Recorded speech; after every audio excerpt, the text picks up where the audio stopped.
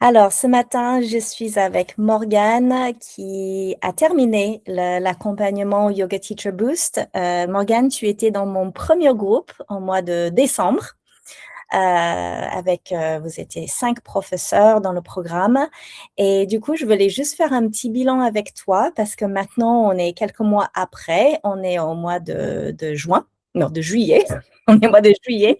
Et du coup, je voulais voir avec toi où c'en est aujourd'hui. Et donc, si tu peux juste me dire aujourd'hui, comment tu as évolué depuis l'accompagnement.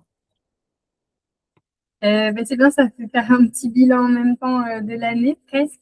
En tout cas, l'accompagnement, j'ai passé le pas déjà parce que je te connaissais un petit peu avant et donc je me sentais en confiance aussi grâce à ton expérience de te suivre. Et, euh, et ça arrivait à un moment où j'avais envie de développer mon activité. J'avais suffisamment de recul aussi après ma formation initiale que j'avais fait en 2023.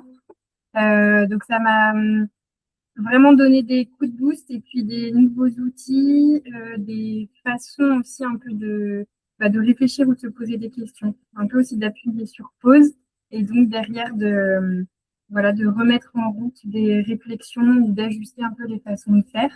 Donc là, sur le moment, pendant l'accompagnement, c'était pas mal d'informations. Il n'y a pas forcément, je me souviens que j'avais pas forcément eu le temps de tout bien approfondir, mais derrière, ça m'a permis de mettre en place quand même voilà, quelques pratiques ou des petits ajustements. Et donc, j'en suis contente là maintenant, arrivé en fin d'année, voilà, de garder en tête des petites phrases, des petits boosts en fait. Et quand tu dis que ça t'a permis de mettre en place quelques pratiques, est-ce que tu peux donner 2, 3 exemples des choses que tu as appris dans l'accompagnement avec moi, que tu appliques aujourd'hui dans ton activité de professeur de yoga? Mm. Bah, je pense que c'est sur différents pans. Là, je pense déjà au niveau organisationnel. C'est vrai que les outils que tu nous as transmis, moi, ça m'a permis aussi comme je disais tout à l'heure, d'appuyer sur pause et de me poser pour écrire, pour verbaliser aussi. Donc, notamment, par exemple, un planning, la gestion des blocs un peu d'activité, pour y voir plus clair, pour pouvoir sélectionner aussi voilà, les temps de travail, les temps de pause. Donc ça, c'était assez important. La notion aussi financière. Euh, et puis, ben, le côté purement propre au métier de prof de yoga, donc sur le côté créer ces séquences, d'avoir une autre manière que celle que j'avais pu apprendre aussi pendant ma formation initiale. Et donc, avec ce recul, de comparer, d'essayer une autre méthode, et puis de s'approprier la sienne, en fait. C'est les outils principaux qui, moi, m'ont aidé et que j'ai pu mettre en place là cette année. Hmm.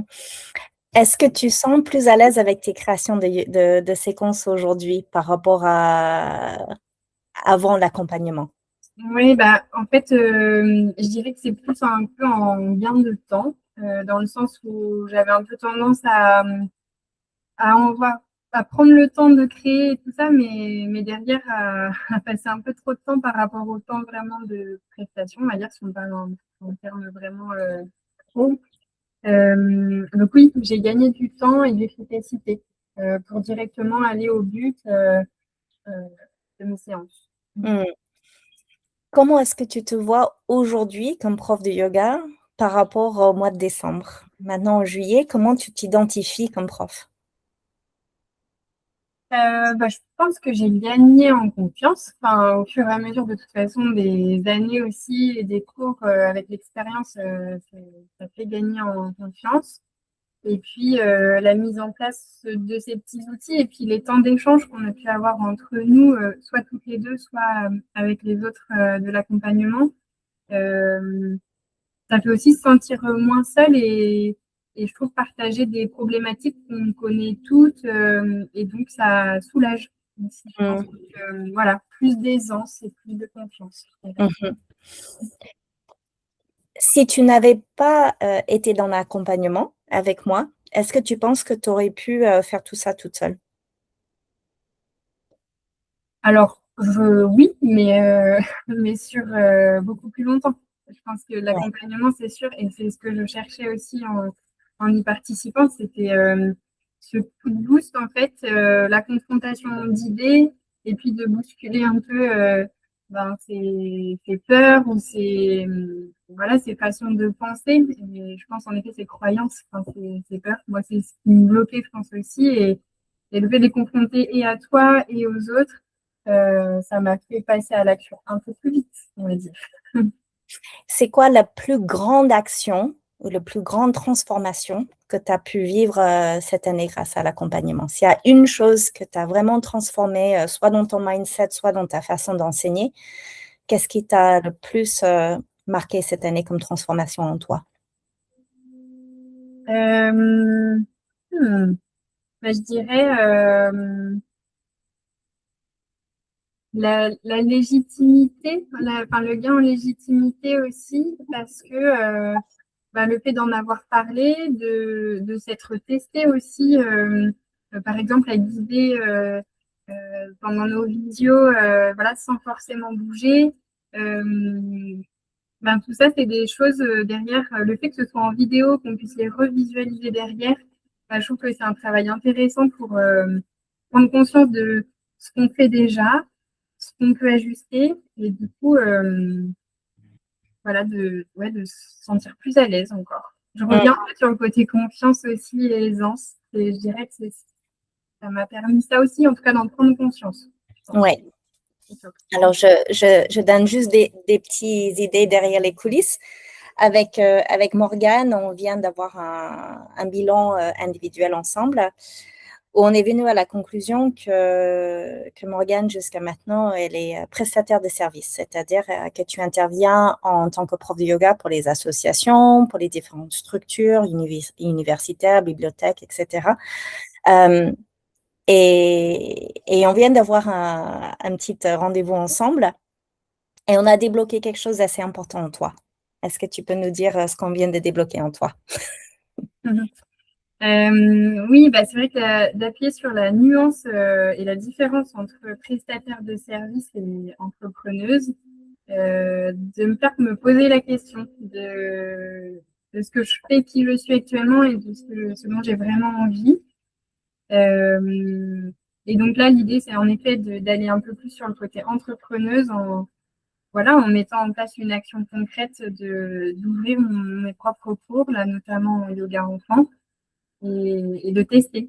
Parce que c'est en testant que voilà, on mûrit aussi ses décisions et qu'on ajuste après son chemin. Et voilà, c'est, on va dire, une première phase de déblocage. Super. Moi, à la fin des rendez-vous avec les professeurs, j'essaie toujours de vous donner des actions concrètes parce qu'on peut avoir des rêves, mais on a besoin des pistes pour y arriver. Est-ce que pour toi, les actions concrètes t'aident justement à avancer? Est-ce que tu mets en place des actions que je te conseille de mettre en place? Est-ce que Oui, ça oui, t'aide? c'est vrai qu'il y a des actions qu'on voit ensemble, on met un peu aussi des échéances qui aident derrière à avancer. Moi, les dernières fois, ça m'a nécessité de la réflexion et donc orienter un peu différemment finalement les actions qu'on avait évoquées ensemble.